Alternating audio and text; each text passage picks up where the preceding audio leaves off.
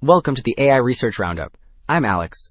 Today we are looking at a paper from the Hugging Face trending list, published on September 4th, 2025, just yesterday. The big result is a single transition model that adapts to any number of generation steps and surpasses South Dakota 3.5 and Flux 0.1 across all evaluated step counts, while quality keeps improving as you spend more steps. The paper is titled Transition Models, Rethinking the Generative Learning Objective. And as we will see later, the implications for training and sampling are quite significant. In short, the model learns exact state-to-state transitions in continuous time, runs efficiently with only 865 million parameters, and even scales to native 4096 by 4096 resolution. Also, the authors shared an implementation on GitHub.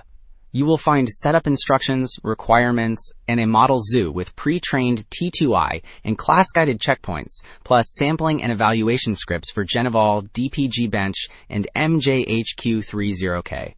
There are training configs and scripts, dataset download tools, and an Apache 2.0 license. Alright, Figure 1 summarizes the headline message.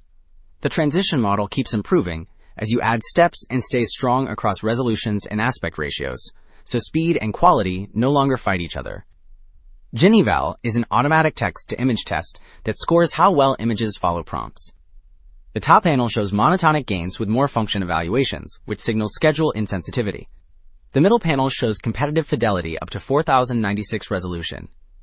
The bottom panel shows robust scores across wide and tall aspect ratios. Figure 2 shows why the approach matters. It contrasts local diffusion learning, fixed endpoint few-step mapping, and arbitrary interval transitions. A state transition means predicting how one latent state moves to another over a chosen time gap, which lets the model take one big leap or many small refinements. The left panels depict diffusion relying on many steps to limit discretization errors. The middle panels depict few-step models that stagnate because errors accumulate. The right panels depict transition models that support any step counts, so quality improves as steps increase.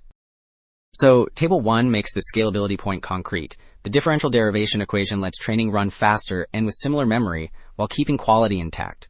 Differential derivation equation means estimating the model's time derivative by two nearby forward passes, which avoids expensive backward Jacobian products. The table reports roughly half the floating point operations and much lower latency, so throughput rises. Fresh at inception distance stays comparable or slightly better, which shows the speedup does not degrade image fidelity. So Table 2 makes the core claim concrete. The transition model delivers strong one-step quality and then improves steadily as steps increase, which few step baselines fail to do. Generative is an automated prompt following score, so higher overall means better instruction adherence across subskills like counting and color. The table contrasts models by parameter size, number of function evaluations, and category scores. Tim with 865 million parameters leads at 1, 8, and 128 steps, showing schedule insensitivity because more steps reliably raise quality. Wrapping up, two takeaways stand out. Transition models unify few-step speed and many-step refinement, so quality rises monotonically as you add steps, and the differential derivation equation makes that practical at scale with lower compute. The broader implication is schedule-insensitive generation that scales to high resolution. That is it for this episode of the AI Research Roundup. I am Alex. Thanks for listening.